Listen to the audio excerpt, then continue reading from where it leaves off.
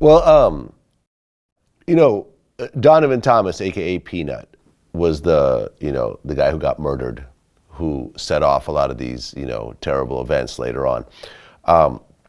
Now, correct me if I'm wrong, but last time we talked about the whole situation, wasn't the police trying to infer that Peanut was cooperating? Yeah. Because a lot of people hit me, like I think from Peanut's, friends and family who were really upset over these allegations and everything else like that. And I don't want to paint him in a negative light, his memory in a negative light if that's actually not true. So are they sure that he was actually cooperating, or is this just a bad rumor? So nothing more about that has come out in court. I don't think we're going to see anything about that until the trial.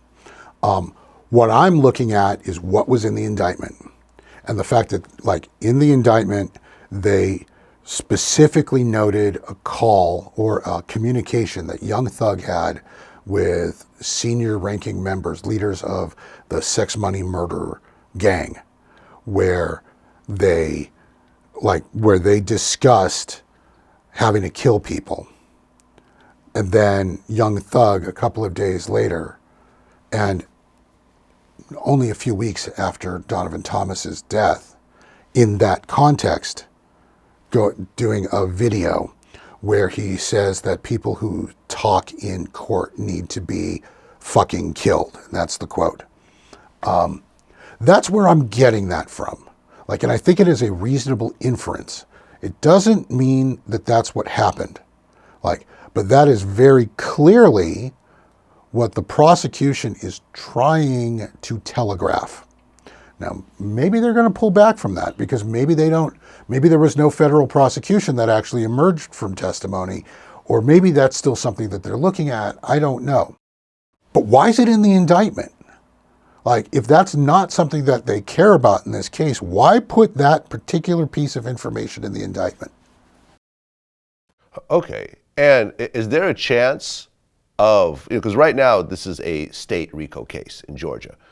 Is there a chance this can get escalated into a federal RICO case? There's always a chance. And I think in particular, because of the switch.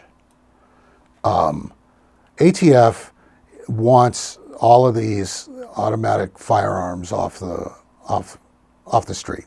And we have started to run into them in ways that we did not before. And when I say we, I mean at Metro Atlanta. There was another case of the guys who were knocking over celebrity houses in North Fulton, where when they went to arrest them, there's another guy with a switch. A switch is a max 10-year, but it's probably the least I've heard somebody getting jail time is 3 years.